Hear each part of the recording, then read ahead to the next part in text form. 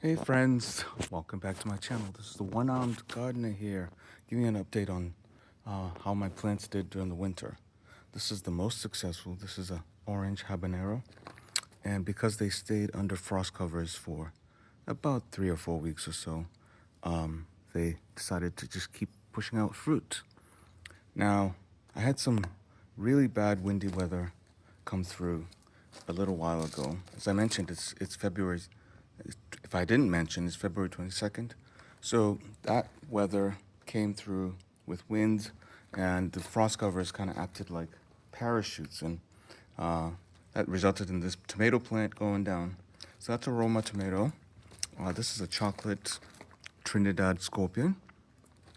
This right here is supposed to be the orange habanero, but I believe from the fruits that you can see, very tiny fruit. It's also a chocolate Trinidad scorpion. That's the little tiny fruit. See, when they're underneath frost covers, they try to push out fruit, but they just don't have enough sun, so they come out really tiny. This is a ghost pepper. Same thing here. You'll see very tiny fruit, but I'm so glad that they're stayed viable throughout the winter. Next one here is also a ghost pepper. This is like the tiniest ghost pepper fruit you can imagine. That also stayed alive during the winter, which I'm excited about. This is zone 9B, by the way. And I started some new seedlings indoors on January 1st, hoping that if any of the plants die, I can transplant those. Turns out none of the plants have died, and I'm going to be stuck with a bunch of seedlings, which I'll start hardening off today and take to a community garden. So the next one here after the Roma tomato that's down, this is a apocalypse scorpion, and this also is producing fruit. So I'm going to take off a lot of these fruits so that they can push energy to producing flowers and new fruit. The great thing is here, February 22nd, next week, the forecast is supposed to be excellent with highs potentially in the 80s towards the end of next week. But most importantly is the low temperature. Overnight, when it's above 50, I think the plants tend to enjoy that. This is a Caribbean red hot pepper I got from Vicente's grocery store in Brockton, Massachusetts. Harvested the seeds here and brought them out here. These are cayenne peppers. They're also producing some fruit, so I'll harvest those. This is spinach, Nigerian spinach, alehu.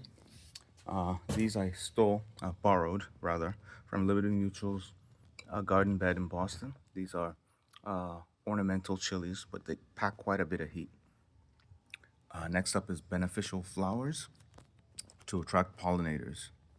Moving right along, this is a garden egg, Gota, bitter garden egg, Nigerian garden egg. They go from green to orange to red. When they're red, they're really, really ripe. So I'm going to harvest a bunch of those and let the plant begin to produce new fruit. It's a red bell pepper plant. It also suffered some casualties during the windstorms. So a couple of the fruits fell off the plant, but so far it's produced a bunch of fruits from during the period it was covered. This next one here is also spinach, alehu, Nigerian spinach. The next casualty was a Marconi pepper. This also fell down. I'm gonna lift it up and try to start trimming some of the leaves, some of the dead leaves. Next up, almost done, is a different style of Nigerian eggplant called yalo. This one's not as bitter as Gota. That's also producing fruit, so I'll harvest those.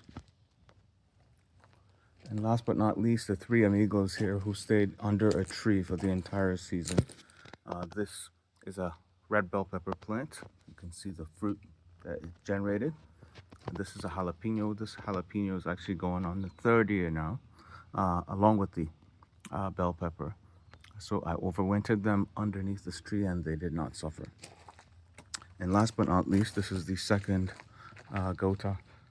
Compared to the other one, as you can see, the health of the leaves, the stalks are very, very tall, probably about 8 feet tall. Let's call that 7 feet. About 7 feet tall. You can see all the fruit on it from green to orange and very healthy leaves. So This says something about the weather in this region that tends to get to 110 sometimes in the summer. That trying to grow them underneath the tree with some cover can be helpful.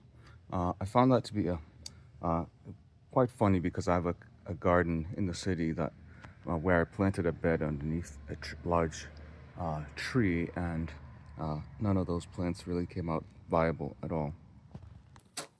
So this is what the Marconi pepper plant looks like. As you can see, it already has one pod in there. Unfortunately, the leaves stay green, but a lot of them are dried up, so I'm going to prune some of them as well to try to send new growth to the rest of the plant. And the next thing I'm going to do is prune the tomato plant. I've got these serrated shears. So never underestimate the dollar store. These are pruning shears, serrated pruning shears from the dollar store.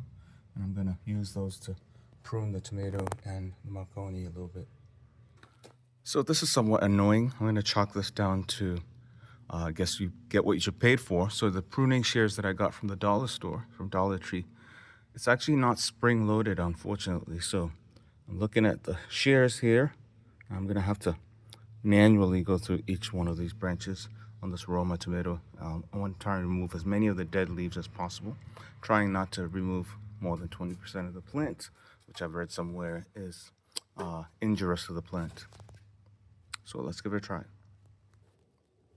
Okay, here's the update on the Roma tomato. As you can see now, it is pruned significantly. I hope I didn't take off too much, but they were mostly dead leaves anyway, so these are all dead leaves that I tried to take as much of them as I could. I leave the fruit that's on there now so it can start to ripen. Once it starts showing some orange, I'll bring them indoors to ripen. But I want to just encourage this new growth that's at the bottom that's just coming up. I can see how green and leafy the leaves are. So let's hope for growth from there. All of the prunes, the stalks, as you can see, are showing very good signs of life with green inside of the stalk. Even that vertical one that was really dried up was showing a lot of signs of coming up. So next up, I'm going to harvest the habanero peppers. And here we have the harvested orange habaneros.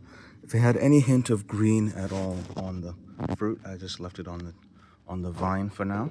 And I'm hoping that it will produce new fruit by pushing out flowers and then new fruit as soon as possible as this weather begins to warm up a little bit here. I think my friend Andy from the UNLV garden will be proud of me if when I tell you that that's our mantra. Harvest as quickly as you can so you can send energy towards new growth. So there we are, hoping for new growth beginning here in the last week of February, going into the first week of March. Well, thank you for watching. Please like, share, and subscribe if this is helpful to you or someone who relies on activities of daily living, if they have one arm or are forced to use one arm for various activities. Bon appetit. Cheers. Peace.